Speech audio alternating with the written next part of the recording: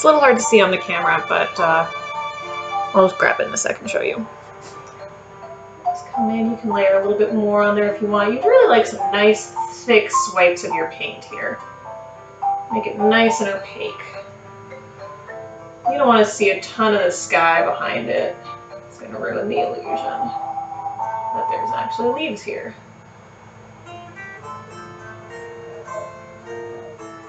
There we go. Nice thick leaves.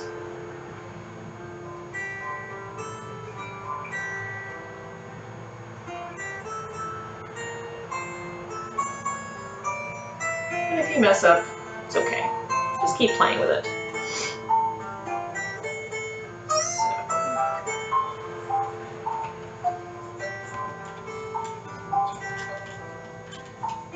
Here. You can kind of see they're just light green for now. You're going to see some of the sky behind them. We will add another layer of green in a little bit, slightly darker, to give them some dimension. There we go. We'll go ahead and go back and check our sea is feeling nice and dry. So we're going to go ahead and add the final details to the sea, and then we can say that we are finished with one big chunk of our painting. So,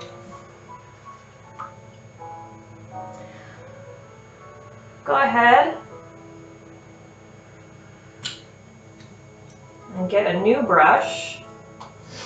We're going to use the small flat brush. This guy right here, just a nice rectangular looking bristles on the end. We're just going to go and dip the tip of it into your yellow.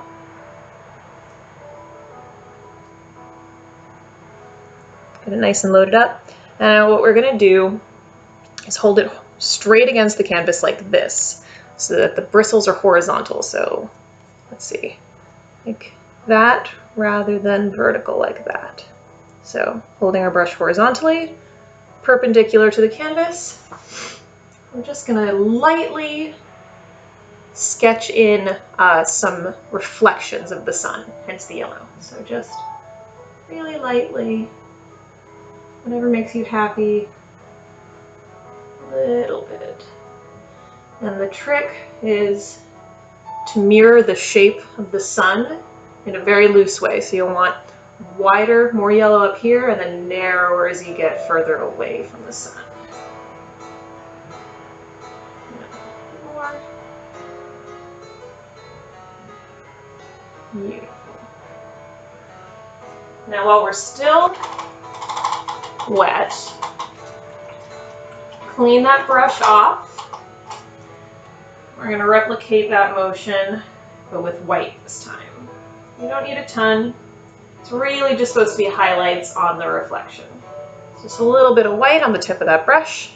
And again, we'll come in and just very lightly add a few strokes. Lovely. Now, you can also take this opportunity, a little bit more right there. You can also take this opportunity to add a couple of highlights around the edges of the water. I would recommend using the large flat for this, so we're going to go ahead and clean that one. I've still got green on mine. We're going to clean that up.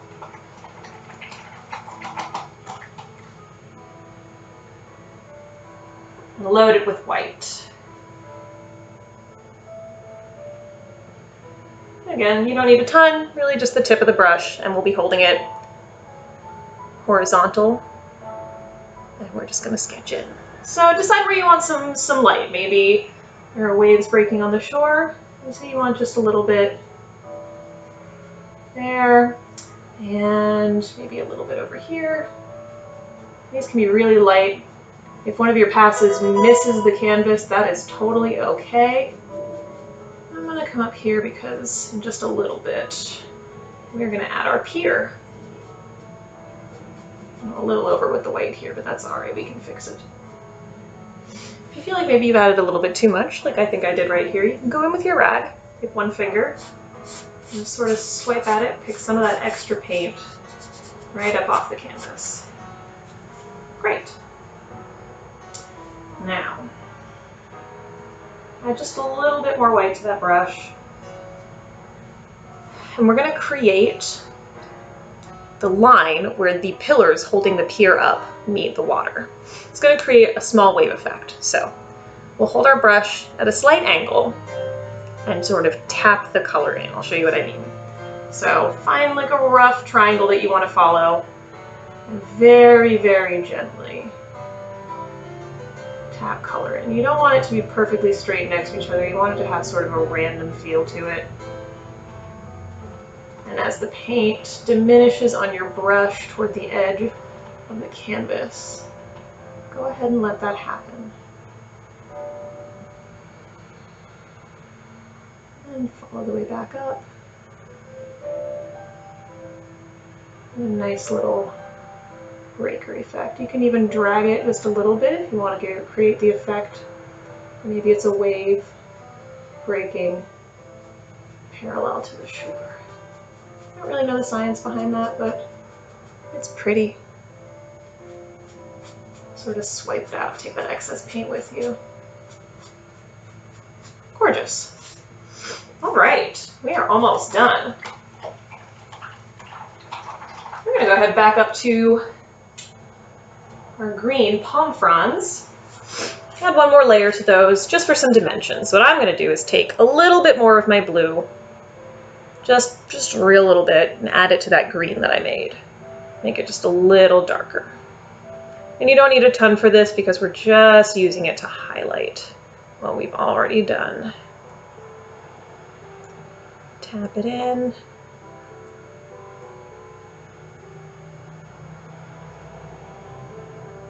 And you can go for a really big difference if you want.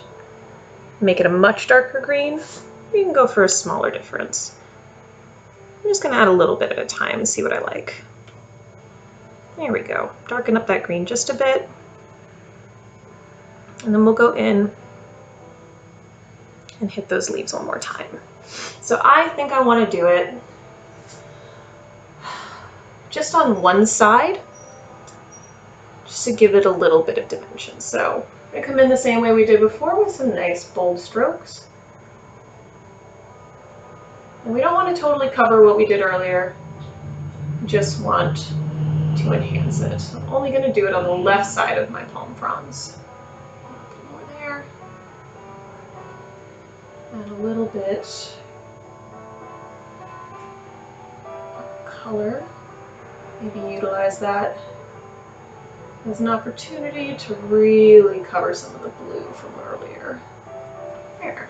That gives just a nice, subtle change.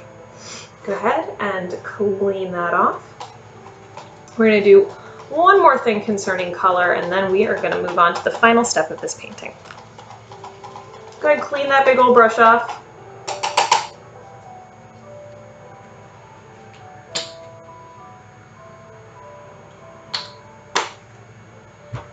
I need more yellow.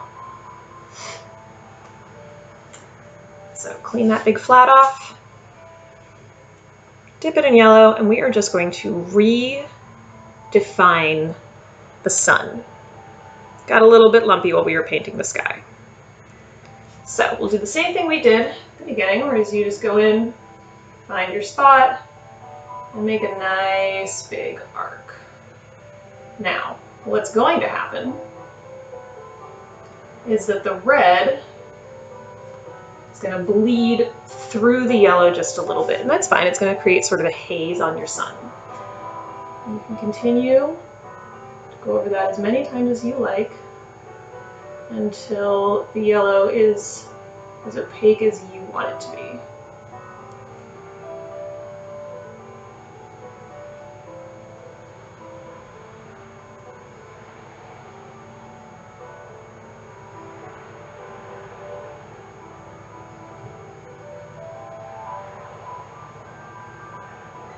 I'm going to add some good opaque bits just to really solidify that outline.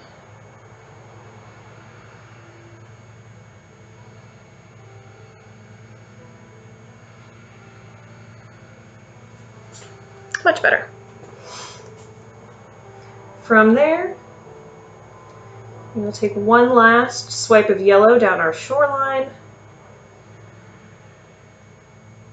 to really define that edge. However, we're also going to mix a little bit of white into that yellow. Just a touch. Lighten that yellow up from maybe like a canary to a pale, flowery yellow. And this is just because it'll add a bit of pop where the water meets the sand. So once you have that, you can hold the brush narrow side like that instead of like that. And we'll just go sort of sketchy along the edge of the water. Really lay it on nice and thick, and then blend it down away from your water.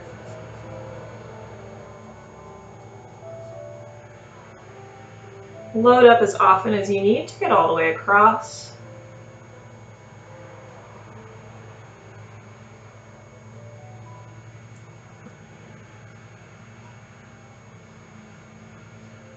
It's really going to define the edge of the ocean for you. If you want to add just a little bit more white to certain areas, feel free to do that.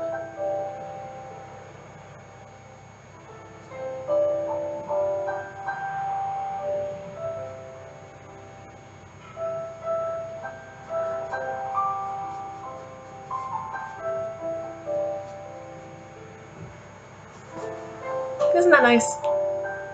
All right, we are ready to move on to the final portion of our painting, which is just some black paint.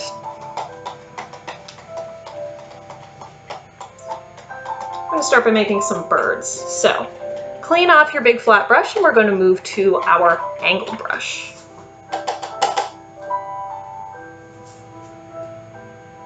This angle brush has seen some action mixing today, but it hasn't been able to star in its own portion of the show yet, so let's let it enjoy its time. We're going to take our angled brush and dip the edge of it into the black paint. Got a nice bit of black paint there. And then we're going to use it to make some birds. Now don't be intimidated, the birds are just lines. So pick a spot. I think I want my first bird to be here. So I am just going to make a light line like that for one wing. And then coming up slightly higher, another wing here. And now I think I want to give him a little bird body. So I'm just going to sort of fill in this bottom area like a triangle. Give the illusion that there's a little bit more substance. It's going to create like a big, oversized M. And you know what? I think I want him to have a tail too, so I'm just going to tap a tail in right here. And if you want to flesh out his wings a little more, just make those lines a little bit thicker, that's fine. But he's really just a big weird M. I think I want 3 birds today because odd numbers are very pleasing to the eye. So maybe these are a little bit farther back. It can be a little simpler. So just very simple.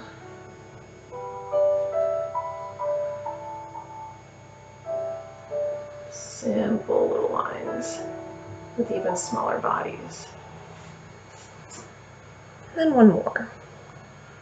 Way in the back. So I'm not even going to drag the brush this time. I am just going to tap in where I want it. So here's tap. I'm going to put one wing there. Tap the other wing right here. And then give them a little bit of definition there for more of a body. Nothing to it. From there, we're going to make our pier. So thank you, angled brush. This has been your time. Go ahead and take our large flat brush, load it up with black paint, and we're going to make this pier. Pause as often as you need to during this portion of the painting. In fact, I think I might zoom you guys in a little bit. Hold on. All right, Let's get this. We're gonna find a place horizontal, just a little bit above your waterline. You definitely want some of the sky to show through here. Plant your brush nice and flat, and make a straight line all the way across. Just like that. Beautiful. You don't want it to be too terribly thick.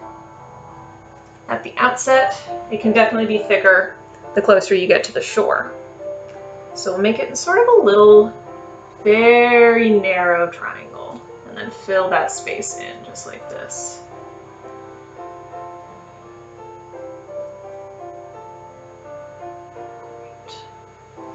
I think I want to add a house or two, maybe just one lonely house at the end of the pier for me today.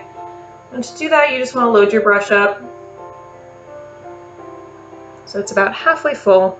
And then I'm just going to tap it onto the canvas, and it's going to make a little square for me.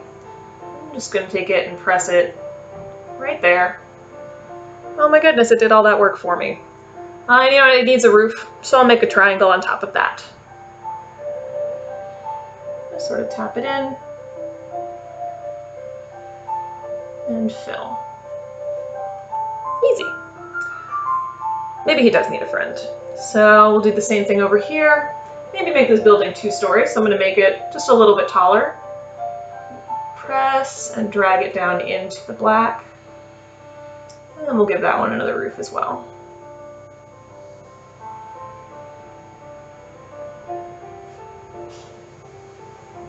And you know what, how about a little garage off the side?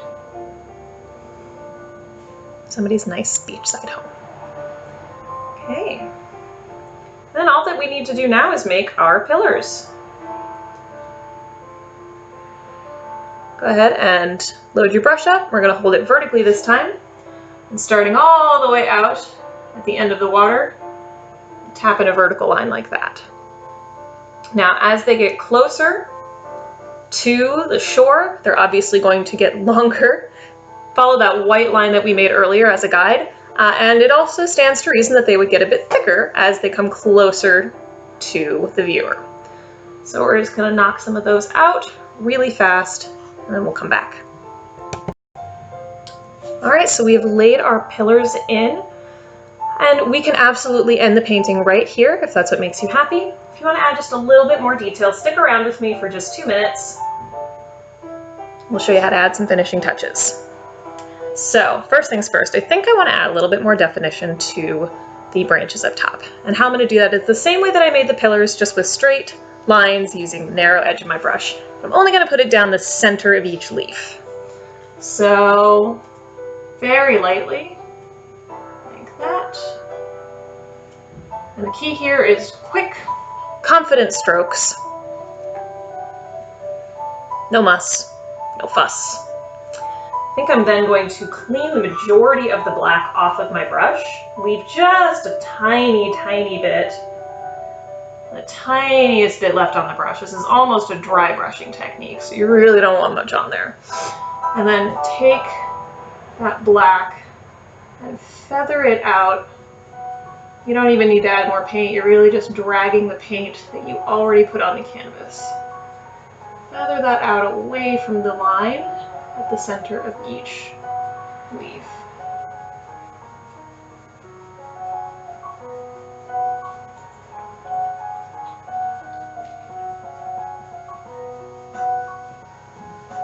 And once more.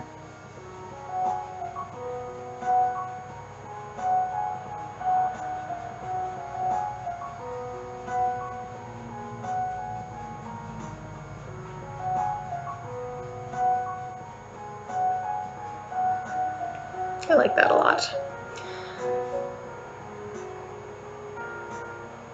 Take a second to admire your work. If there's anything else that you feel you would like to add to this painting, now is the time to do it. If you want to add some more highlights to the ocean, or maybe a couple of extra buildings on your pier, that's all within your power. Otherwise, take that tiny brush, that little round, wasn't really used in this particular painting, I promise we do use him. And pick a color of your choice. I'm going to go with black. And initial anywhere on the canvas that you like.